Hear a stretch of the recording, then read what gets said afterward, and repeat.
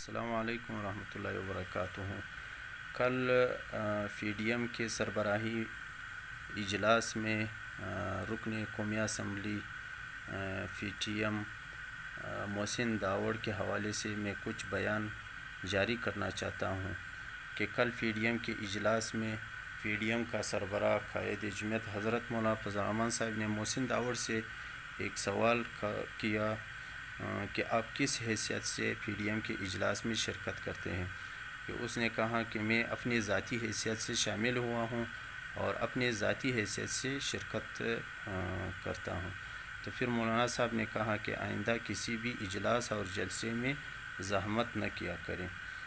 تو اس کا اصل وجہ یہ ہے کہ پی ڈی ایم کا جو اجلاس ہے وہ سیاسی پارٹیوں کے سربراہوں کے درمیان تھا، تو اس حوالے سے مولانا صاحب نے کہا کہ آپ ذاتی حیثیت سے اس اجلاس میں شرکت نہ کریں۔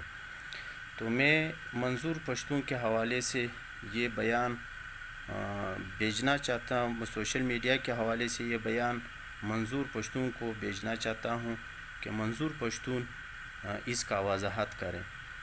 منظور پشتون کا رکن قومی اسمبلی محسن داوڑ کی پی ڈی ایم میں شرکت کے حوالے افشل بیان جاری کرے کہ اس کا جانا درست ہے یا نہیں۔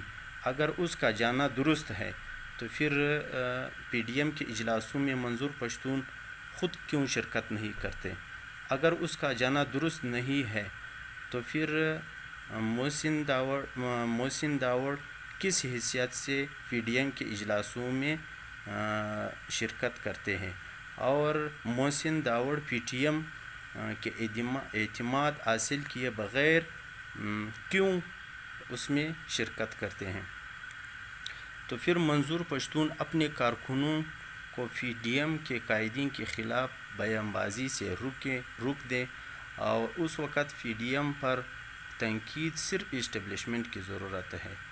تو یہ پیغام میں سوشل میڈیا کے حوالے سے منظور پشتون کو بھیجنا چاہتا ہوں۔